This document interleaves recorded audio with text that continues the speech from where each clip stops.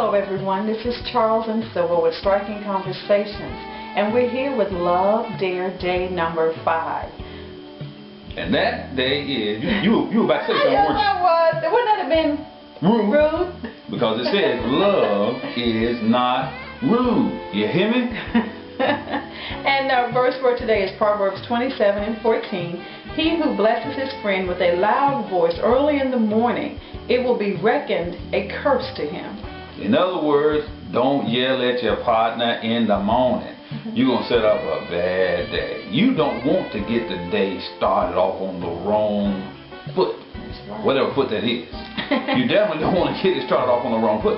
But you know, if you got up and you said something pleasing and encouraging and inspiring to your spouse, you might find that life might be just a tad bit different.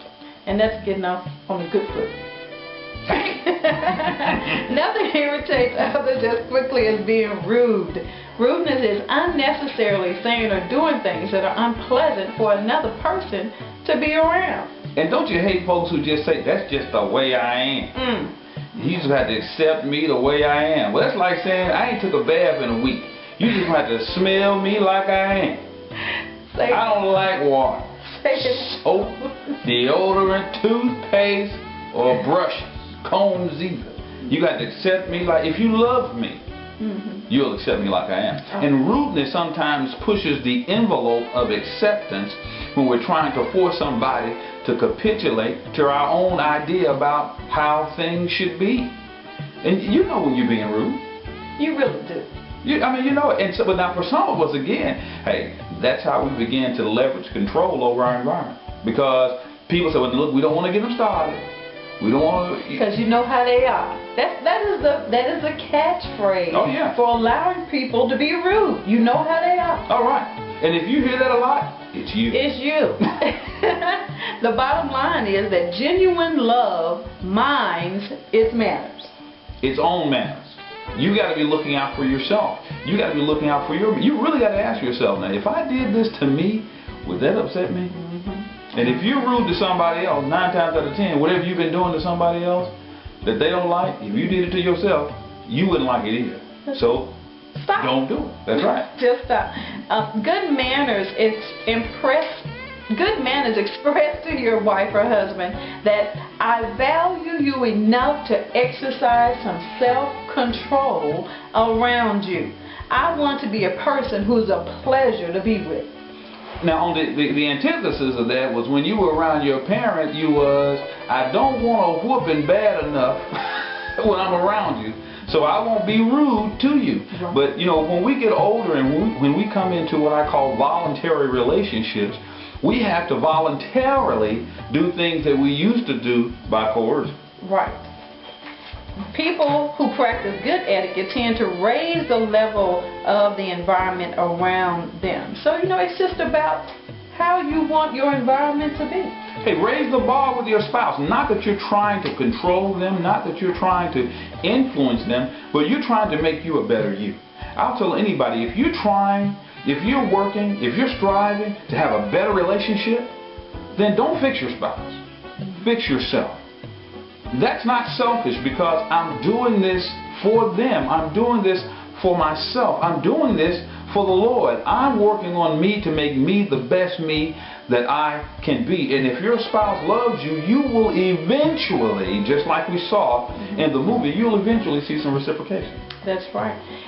You may be barking or pouting around the house, but if the front door chimes, you open it all smiling and all kind and stuff. You know, people say, well, I just can't stop doing this and so. I just can't stop doing this, and I just can't stop doing this. Yes, you can. I can prove it. You didn't cuss at church Sunday. You sing. I bet you when you got ready to go to church, you know, you getting ready to go to church this coming Sunday. I bet you won't be cussing or fornicating right there in the pew. I bet you won't be smoking at the altar. Excuse me, Lord. I can take my last draw on this. You know, I bet you won't be drinking all the wine. At communion. At communion, no. I mean, so you can choose to stop doing some stuff now. Oh, I guarantee you. Oh, yes, you can. You know, King Solomon said something. Better to live on a corner of the roof than to share a house with a quarrelsome wife. And if you're looking for that, that is Proverbs 25 and 24. But men need to learn that the Bible says, it is well with the man who is gracious. That's Psalms 112 and 5. And, you know, a man or a woman of discretion will find out what is appropriate and then just adjust his behavior accordingly. Well, I can prove you do that too. You do it at your job. Yes. You know, sometimes we give the people at our jobs more respect than we give the people at our homes. Yeah. You know, one of the challenges I was having is when I got home, I was like, phew, I can just relax. You know, I've been going all out all day at work because these people help pay the rent. Right. You know, put food on the table. Right. I said, but you know, I need to still go all out when I get at the house because they haven't seen me all day either, and they're expecting me to have some of that same excitement.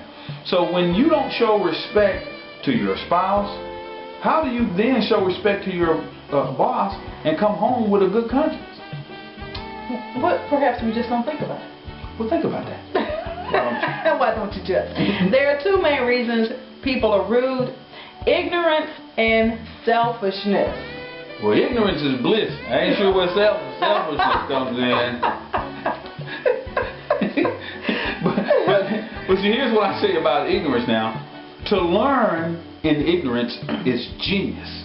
That means you recognize that you didn't know something. And so you're now attempting to learn about that thing you were unsure about. Right. But to operate in ignorance is just flat out stupidity. If you know you don't know something, why are you trying to know it? All right. I'm not going to say that again. Okay. But you know what I mean. You'll see that in relationships where we cannot admit that we're ignorant about something. Listen, ignorance is a good thing. We pay for the privilege of being ignorant about a lot of stuff. You've not thought about it, but when you go to the doctor, you pay for the privilege of being ignorant about what the medulla oblongata is. All right. When you go yes, water boy. When you go and you deal with the mechanic, you pay for this privilege of being ignorant. That's right. Now, you can test yourself to see if you're being rude. You can ask these 3 questions. How does your spouse feel about the way you speak and act around them? How does your behavior affect your mate's sense of worth and self-esteem? And lastly, would your husband or wife say you're a blessing or that you're condescending and embarrassing? Boy, again, go back. What would you say about yourself if you said those same things or did those same things that you were potentially doing to your spouse? Now, on page 23 it says, if you're thinking that your spouse, not you, is the one who needs work in this or that area, you're likely suffering from a bad case of ignorance with a secondary condition of selfishness. That was so good when I read that. Oh yeah, that was awesome. But it goes back to, hey, do unto others as you would have them do unto you. I've kind of twisted that just a little bit if you don't mind. I'm saying do unto others as they would have it done unto them. Because if I like grits and you can't stand them, when I cook them for you, you ain't going to be happy. Even though I like them a lot. I would have you do that unto me.